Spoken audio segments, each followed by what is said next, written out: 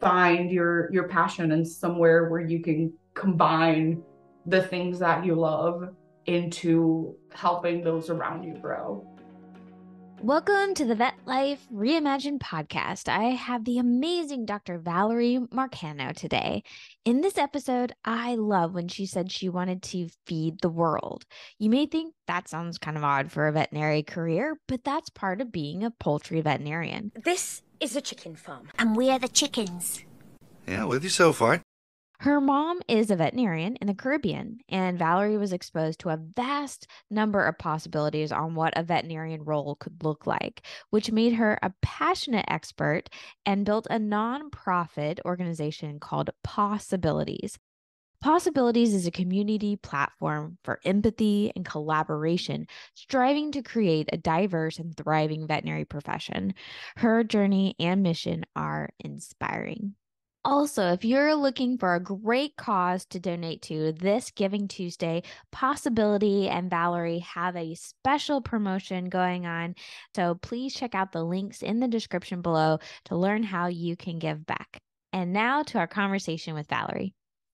What is your start? When did you know you wanted to get into veterinary medicine? Yeah, so I grew up with a mother who is a veterinarian. So I actually, I wouldn't say I knew from a young age that that's what I wanted to do, but I definitely knew that I wanted to continue to work with animals throughout my life. And so when the opportunities came, I always shifted and drifted and went towards working, with pets and other species, and eventually just became clear this is the path that I was gonna take. Yeah. And your insight, like watching your mom be a veterinarian, was also a unique path in veterinary medicine. So do you mind sharing a little bit about what your mom did, where you guys lived, and that experience and what you were able to see? Sure, yeah. So my mom, as a veterinarian, did her education. She focused on small ruminants, and she did her thesis in working with like rabies and bats. And so she had a pretty wide interest, and she worked as a companion animal veterinarian. She had a clinic, a solo practice, and then started working for the Ministry of Agriculture as well, working on small ruminants and then moving into the poultry division. And so she's been in a lot of different areas. So through her, I got exposed to companion animal medicine, government, small ruminants, poultry, which is not something that a lot of people get exposed to. So that was exciting. Yeah, and that's why I wanted to make sure that we tell that part of the story because I think it does impact your own personal journey. And so you knew you wanted to work with animals, went to undergrad at Cornell, give a shout out to Cornell, and went to vet school at the University of Georgia, correct? Yes. Yeah. So I did vet school and my PhD at the University of Georgia. Mhm. Yes. So going into vet school, what did you think you might do as a veterinarian? I knew I wanted to go into food animal in some capacity. I started thinking I wanted to do companion animal medicine and learned that while that is a great career, it may not be what drove me. So I really wanted to feed the world. I like population health, and I ended up working in a number of different areas. So I worked part-time with Dr. Dwight Bowman and his team at Cornell University doing parasitology work. I worked as a technician in Dr. Gary Whitaker's lab, also at Cornell University doing virology, and I worked at the Equine Research Park at Cornell. I got to be involved with a lot of the animal research that was going on at the vet school. Through my time with Dr. Whitaker, I got exposed to some research in poultry medicine with Dr. Benjamin Luzio Martinez, and that was like three labs in the same little corner of the vet school. And I just kind of shifted through all of them and really found a passion for research, and I knew I wanted to have a focus on production medicine. I was between working with cattle and working with poultry. And when I didn't, after I didn't get in my first year and got that job working with Dr. Whitaker, that's when I really decided research is a part of what I want to explore. And So I started looking not only at veterinary programs, but also at PhD programs during my second round of applications, and ended up doing the dual vet PhD program at UGA, focusing on poultry diseases. Yeah. And so for those who might be thinking about doing a PhD program while in vet school, which to me sounds like, oh, wow. What was that like? What would you tell your younger self about that? Yeah, so I would say the majority of the program was not doing both degrees together. I think there was really more one or maybe 2 semesters of that. The majority of it, they were split, and really is about the longevity of the program. So knowing that you're going to be in school for at least 6 to 7 years, for some people that may be 10 or 11, depending on where you go, what your research is, how long your PhD takes. And I would say looking into some of these programs, look for programs where you can find the support that you need to make it through a program with that longevity, and really be picky about the laboratory where you do your PhD, because PhDs are hard enough already. So working in a lab where the culture fits what you want it to be, it's really important too. And you're my first poultry veterinarian on the podcast. So, what is it about poultry medicine that really attracted you to that area of veterinary medicine? Oh gosh, there's so much about it. I really like the efficiency of the industry. What I realized while I was exploring poultry as a career is that they're always looking for better ways to do everything. They're looking for better welfare, for better production standards. It's always looking for better and better. So that was something that I really liked. I liked the population health, being able to look at an entire flock and say, okay, what is our primary issue and what are our secondary ones. And I really liked the combination of multiple disciplines that poultry veterinarians have. So you are a poultry vet, right? But if you are working in production with a flock, you are looking at vaccine programs, you're looking at intestinal integrity, you're looking at pathology, and you get to put a lot of those things in practice. So you can become more of a specialist, say, in a hatchery or in a processing plant, or specifically working with commercial layers. But there's also room for doing more in a lot of different areas. So I was really attracted about the efficiency, that desire to grow and be better, and the ability to look at multiple systems. Yes, an industry who is constantly open to how can I do things better, I think is actually really exciting, and probably people don't think about when they think about poultry. So that's really good to hear. So you mentioned different ways you can specialize. Did you choose to specialize, or what did your path kind of look like? So my path it's a little different, and I feel like everybody's path is a little different. So in poultry medicine, there are individuals who have their DVM degrees. There are individuals that have their DVM and a master's, or they may have gotten their DVM and done a residency. There are only about, I think, 6 residency programs in the country, I think, at max. Wow. And there are individuals that have done it with a PhD. Our governing sort of organization is the American Association of Avian Pathologists, and they also are open to individuals that don't have a DVM. So there are individuals that have, PhDs that are also members. So to become a boarded poultry veterinarian, then you can sit on the boards for the American College of Poultry Veterinarians. And to do that, you can do it in a myriad of ways as long as you meet the criteria, whether that is doing a residency, doing a PhD, getting a certain number of publications, being in the field for a certain number of hours. So I actually just became a boarded poultry veterinarian as of a couple of months ago, which is exciting. So my path was the veterinary degree and the PhD. And then I worked in the pharmaceutical industry for a couple of years. And I sat on boards last year and passed 2 out of the 3 sections. And I bought a drum set, and I told myself that when I passed boards, I was going to learn how to play the drums. And so this year I passed drums and I passed boards. And yesterday was my second drumming lesson. So That's exciting. How cool. What a good way to implement a habit and motivation. Very cool. Well, yes, definitely congratulations. Boards are no joke. So, what do you currently do? What is a day in the life of a poultry veterinarian from your perspective? So I'm currently not working full-time in poultry medicine. I have a consulting business called Valkyrie Consulting, is an LLC, and we do consulting for poultry medicine as well as leadership and diversity, equity, and inclusion. And so my my schedule is all over the place. I may go out with a company that's doing a study and serve as the veterinarian that monitors the health of the birds in that study.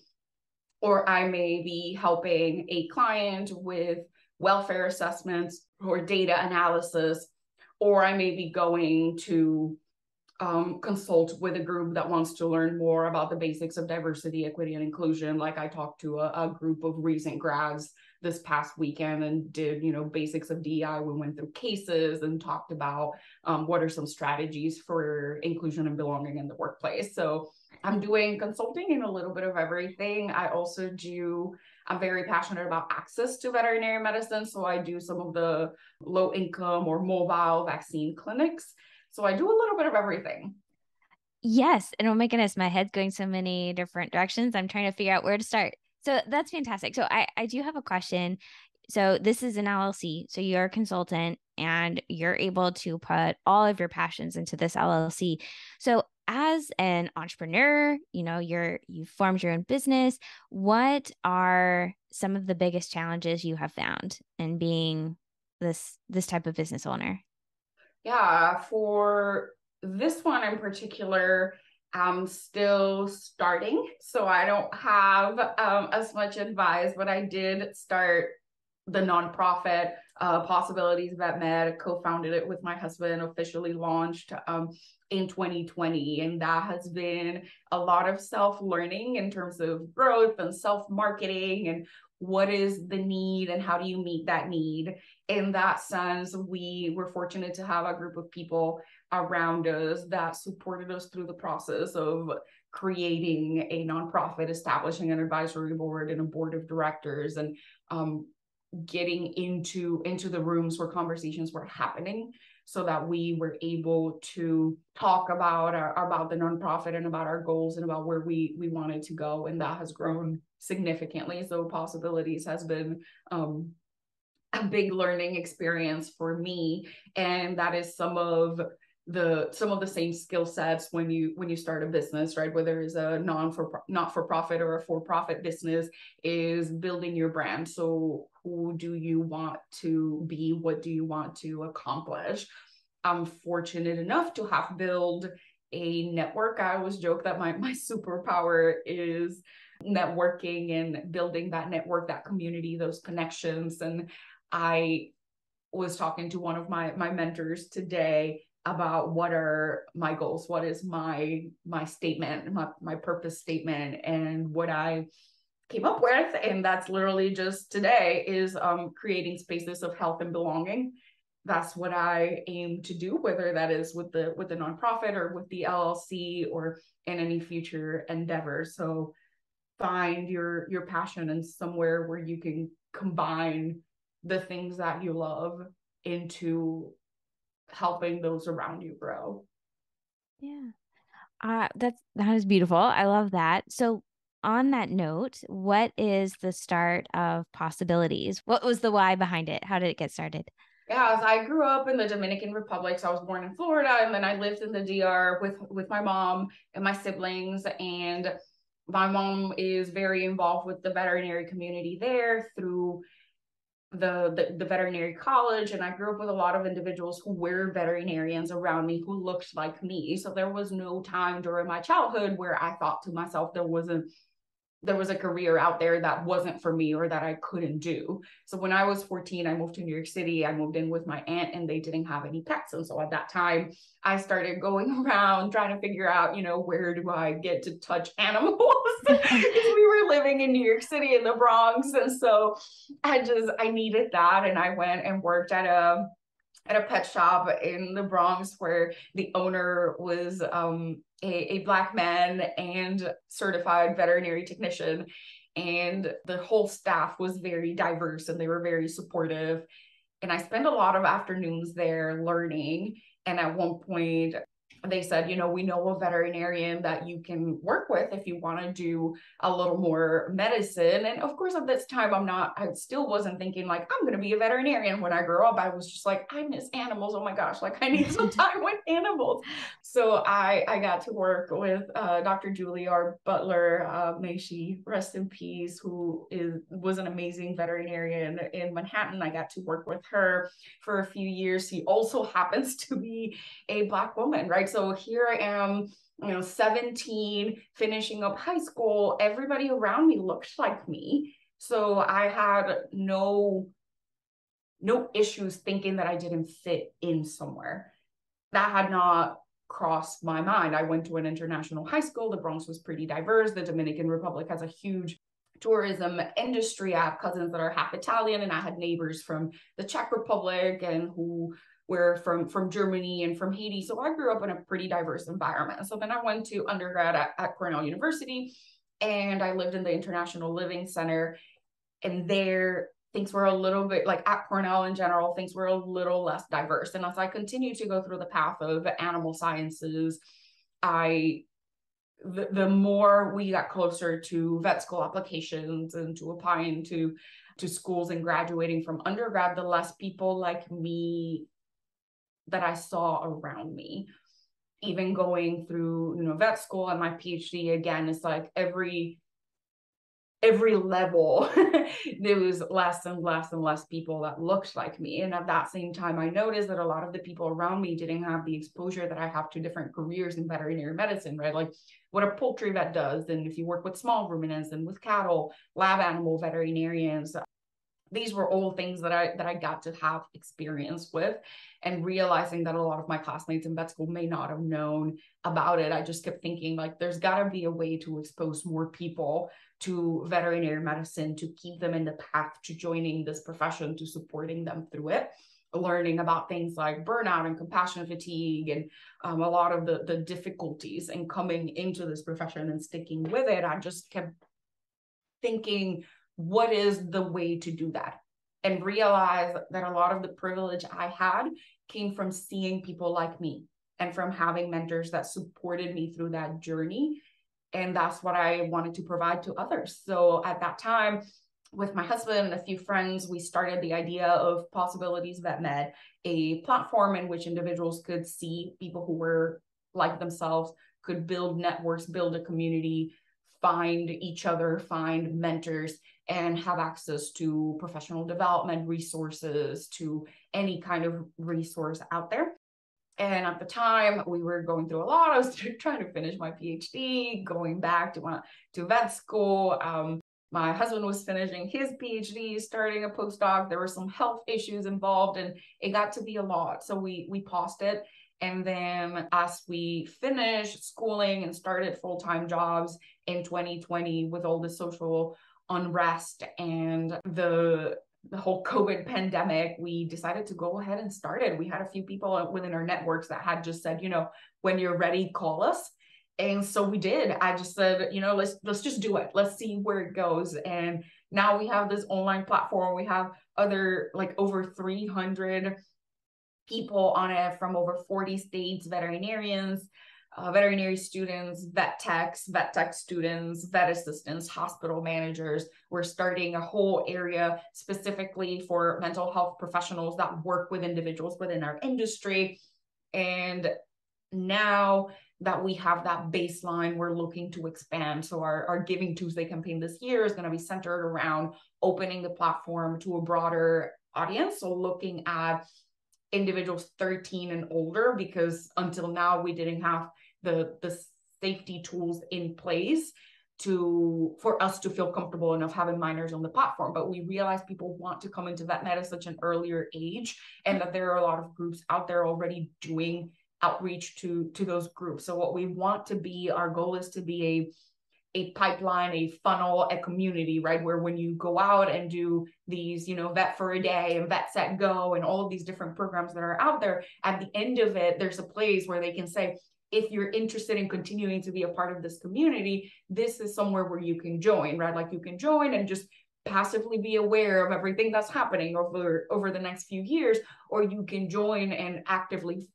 find mentors, ask questions, and be a part of the community. So that's what we aim to be, a place where people can come and both learn and teach, because we believe at Pawsibilities Vet Med that everyone has something to learn and everyone has something to offer. So we know the data says most people who are mentored will go back and mentor others. So we want to start that from the very beginning, and for allies and for individuals from underrepresented groups, be that based on race, ethnicity, gender, sexual orientation, socioeconomic status, religion, veteran status, disability status. I know I'm forgetting some things, but for individuals from any communities that are underserved and underrepresented in the veterinary profession, we want to be there for you.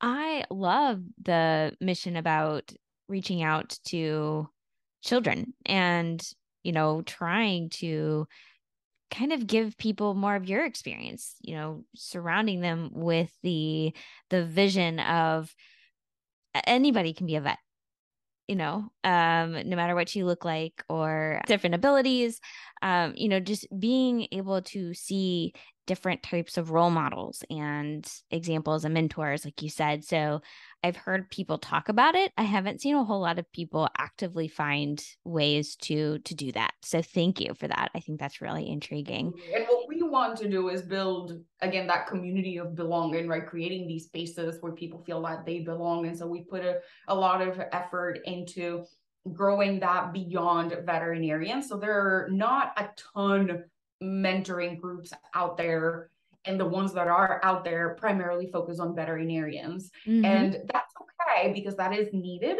but we really want to expand on, veterinary assistants and hospital managers, technicians, and really emphasize, those are careers, right? Those are things that people do for a lifetime and is all about your team. So we want to create that environment in which everybody feels included.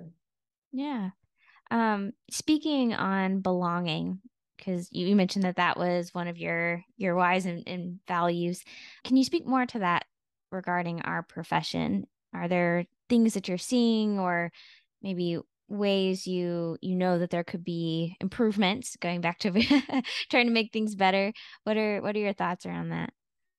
Yeah, so we talk about belonging, and that concept has started to become a lot more out there and in the media, right? So we started with diversity, and then diversity and equity, diversity and inclusion, diversity, equity, inclusion, and belonging. And so with diversity being just the presence of differences. But the thing is, you can have a bunch of different people in a room, and that doesn't mean that they feel included, right? So, or that they have the same access. So you can have a diverse room that doesn't have equity, doesn't have equality, because access is different, right? And you can have a room in which people the individuals in that room come from diverse backgrounds, and they feel like they have equitable access, but they still don't quite feel included. So there's the I feel like it's the cliche one that everybody uses, right? But it's like, if diversity is being invited to the party, inclusion is being asked to dance. Mm-hmm. And then belonging is the feeling that individuals feel when they are part of that group. So inclusion is the strategies used to make everybody in that room feel included, welcome, like they can bring their whole selves to the table, like they can share their opinions, their thoughts, their disagreements. And then belonging is the feeling that that individual feels, the feeling that they feel, in regards to being able to share their opinion and their thoughts. And it has been proven over and over and over again. The data very clearly shows that diverse teams outperform homogenous ones. And so there is a very key piece of diversity in building teams that are more productive. And part of that is the friction that diversity creates. So individuals of different backgrounds may have different opinions and different thoughts. And when somebody proposes, this is what we're going to do, somebody with a completely different background may say, well, have you thought about this, right? And that key point comes from belonging, because individuals have to feel comfortable enough in that room to feel that their opinion, when they say it out loud, will be valued and will be listened to. Yeah. Another thing you said you were really passionate about was access to care. So is there an element of access to care in Pawsibilities? Yes, it's not as direct. And that is because the studies that have been done on veterinary deserts and communities that may not have access to veterinary care in vet med, how to address those is not as laid out. But with other industries, like in human health, what the research has shown is that the individuals that are most likely to serve those communities are individuals from those communities or similar communities. And so through making veterinary education accessible, we are indirectly addressing that by giving individuals from those underserved, underrepresented communities knowledge about the profession, knowledge about the careers, ideally recruiting them, retaining them, ultimately leading to access to care. Okay, got it. No, that makes complete sense. What else about being an entrepreneur and Pawsibilities in particular, like what part of it is this is why I get up every day? For me, is having individuals who are passionate about this profession, and their passion may be dwindling by not being listened to, by having doors closed in front of them, and having individuals within the Pawsibilities team and groups that are out there. We have a lot of partner organizations, Dr. Nicole Bruno with Blend, Dr. Quincy Holly with Get Motivated, Alyssa Mages with Empowering Vet Teams. We just have all this like conglomeration of organizations that are providing this access. So every time that somebody says, you know, I'm glad I was able to meet a mentor, it has helped me with this other with this other thing, that is what makes me do what I do. Having those individuals say, this was useful to me, I'm better because this exists. Nice. And you talked a little bit about your own mentors. How has mentorship been a part of your life and your career journey? Gosh, it's been part of it every day, all day.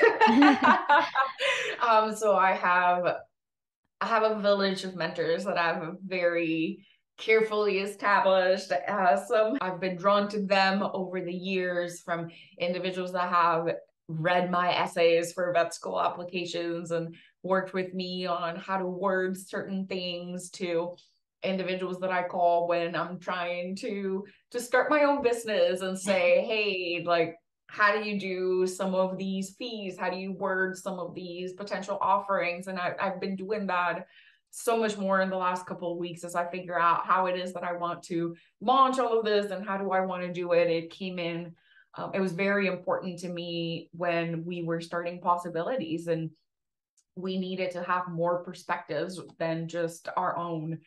And it's been useful in my career figuring out which jobs to consider, which ones to apply to, where do I want to go from here. It's been really crucial to my success to have mentors that have guided me along every step of the way. Not always the same mentor, and one mentor doesn't always know everything, but having that village of mentors where I know if someone doesn't have the answer, they're going to help me find that answer, but also giving me the space to make my own mistakes and to make my own decisions. It's been wonderful, and that's what I want to provide to others. Yeah. Do you have a particular story of a time when you really needed mentorship and they stepped in? I mean, literally this week, I started this idea of having the LLC in the last couple of weeks because the asks for me to come out and do some consulting have been increasing in the last couple of months, and so I didn't know what to do. Right? Like, do you just stay as a like just as an individual? Do you do an LLC? How do you file the taxes? Do you do it as a single owned LLC or as an S corp or as a C corp? And I just started going through all these tangents of all these things that, quite frankly, won't make a massive difference in the everyday portions of doing a consulting business, right? And so I had, gosh, a group of friends and mentors that are the people that when I have some of these questions, I just send text messages. And I'm like, it's like the same text message 8 times. And I'm like, okay, this is what I'm thinking. Ready, set, go. So I've been doing that over the last couple of weeks, starting with what should I name the business? And I had like these like 6 names that I was going through, and people are like, well, this one's too long. Well, this one's too short. This one's not clear enough. And finally landed just a very simple Valkyrie Consulting. So my first name is Valerie, my middle name is Christina, and is spelled just like that, but is like Valkyrie, like the warrior goddesses. So I was like, this is cool. Okay, we're leaving it there. And then what are the different types of services that I can offer? And so some of my poultry medicine or my poultry veterinarian mentors were like, okay, so this is what I've done, and this is how I've established it, and this is what I recommend for you because you're a little different, and this is your education. And then having some of my mentors on the like leadership side say, okay, but on the leadership side, this is more how we do these rates and how we type, some of these services and how we recommend that you go out. And I have a couple of people who are like, okay, when you're ready, like, let me know and I'll help you with X, Y, and C. So it was like the village just came out and it was so exciting. I know it's not going to be easy, but the response that I've gotten from my friends, from my mentors, and from my network has been really positive. Everybody seems to be really excited for me, more so than I was for myself at times. And it's very much like I just put in, okay, so consultant, poultry medicine. And somebody was like, yeah, but you have to put in like some of the things that you've learned with your P.h.D, like your technical writing and your data analysis. And somebody else was like, yeah, like, can't you work in like a biosafety level 2 and 3? And like, you can do this vaccine stuff and this and this. And I was like, oh, so I can do things, right? Like I know how to do things. Yeah, I mean, the last few weeks having that village behind me has really helped me feel more comfortable in my own skin. That's an important part of mentorship, I think, is to have somebody who can remind us what we're good at sometimes. I think I said this in a podcast episode where I was the guest on. It's really hard sometimes to talk about yourself, to advocate for yourself sometimes, because we forget all these skills and strengths that we have as individuals. And I think that's a great way to utilize mentorship, is to use them to help you pull out those strengths that you can advocate for yourself. And because that's going to be important, especially when you are fighting for your dream in the world. I think it is important to know your strengths and to be able to advocate for yourself. So I think that's really good. For sure. And it's been just fantastic to have individuals looking at me and saying, yeah, but you know how to do X, Y, Z, or saying, no, your rates are too low. You really need to like do this and this and this. So it's nice to have individuals that I can go to for some of this advice. I'm glad to have a village of people looking out for me. And that's what I try to do for my mentees. It goes back to possibilities and the things that you're trying to continue to let other people experience in this profession, which I genuinely believe we do have a cool profession. And while all of our mentors that we may need and have are not necessarily directly in the profession, there's something about this profession that seems to draw the good people, the right people in the right time when you look for it. So good on you to not be afraid to reach out and send that text message and say, okay, go. I want to thank you for everything that you do. You are bringing a lot of value. I'm glad you have mentors who are helping you realize that as well. But I also want to say thank you for what you do. Same here. I see it in you as well. Thank you. Well, before you leave, I always like to wrap up the episode with a final 4 questions. The first question is, what is something people get wrong about you? One thing that people may get wrong about me is that I am a fully abled individual. I have a chronic condition called Ehlers-Danlos syndrome that can be at times fairly debilitating. And when I mention that, a lot of times we'll be like, well, it must not be that bad because you look fine, or you look great, or whatnot. And it may be the case at times that I may look like I'm fine, but I also live with a lot of chronic pain. I think that's an excellent one because, one person answered, some people may think I have it all together, and I don't. Like inside, I'm freaking out. And so I think that's a good thing to kind of keep in mind is even if we work with someone, we only see us. That's fine. We only see such a small part of their life. And so never assume that, that is the whole picture. So that's a good lesson. Thank you for sharing. What is a hidden skill or interest besides drumming? Because that would have been a good one for that. Yeah, so I like doing canvas knitting. So I make like boxes and things like that. And I haven't done it in the past few years, but I'm starting to do it again. Is that like kind of a Zen thing? Is it like... Yeah, and it's pretty like if I'm watching TV, just something that you can just do and keep your mind, like your hands busy while your mind is hopefully busy with whatever you're watching. Yes. Yep. What is something on your bucket list? I want to go to as many countries as possible and explore as many cultures as possible. If I gave you a lump sum and said you can go to one tomorrow, which one would you go to? Oh gosh.